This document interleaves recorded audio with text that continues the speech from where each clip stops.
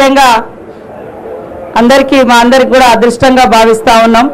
ముఖ్యంగా మేమిద్దరము, నేను మరి సీఎం రేవంత్ రెడ్డి గారు అనేక సందర్భాలలో ఎమ్మెల్యేగా ఉన్నప్పుడు, వారు ఎంపీగా ఉన్నప్పుడు, పిసిసి ప్రెసిడెంట్గా హాస్య జోడో ఈ రాష్ట్రంలో ఎన్నికల ముందు వారు చేపట్టినటువంటి యాత్ర కూడా సమ్మక్క సారలమ్మ సన్నిధి నుంచే చేపట్టడం జరిగింది.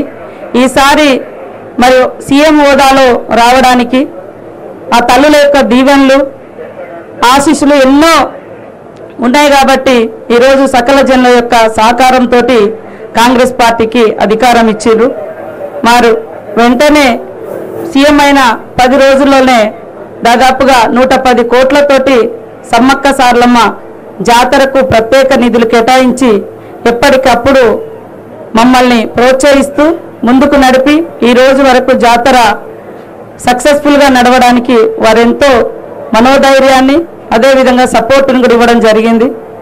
మరి ఎలాంటి అడావుడి లేకుండా, అధికారికంగామైనటువంటి అడావుడి మేము ఎప్పుడు చేయలేదు. ఈ వారం రోజుల నుంచి మీరు చూస్తున్నారు. నేను మీ అందరితో కోఆర్డినేషన్ చేసుకొని ఇక్కడటువంటి మా కలెక్టర్ గారు, ఎస్పీ గారు, ఇతర జిల్లా యంత్రాంగం అంతా కూడా కష్టపడ్డారు. అదేవిధంగా రాష్ట్ర స్థాయి అధికారులు కూడా ఎప్పటికప్పుడు వారికి ఉన్నటువంటి అధికార యంత్రాంగాన్ని అప్రమత్తం చేసి ఈ స్థాయిలో సక్సెస్ చేసినందుకు అందరికీ ధన్యవాదాలు తెలియజేస్తూ, మరి తల్లుల యొక్క దీవెనతో ప్రజా సంక్షేమ ఇందిరమ్మ రాజ్యాన్ని వారి ఆధ్వర్యంలో, సీఎం రేవంత్ రెడ్డి గారి ఆధ్వర్యంలో కాంగ్రెస్ ప్రభుత్వం ఎల్లకాలం ప్రజలకు అందుబాటులో ఉండి పనిచేసే విధంగా మంచి ఆరోగ్యాన్ని, మంచి ఆలోచనతో ముందుకు నడిచే విధంగా, ప్రజలందరూ సంక్షేమంగా ఉండే విధంగా దీవెనలు ఇవ్వాలని మరి బ్లెస్సింగ్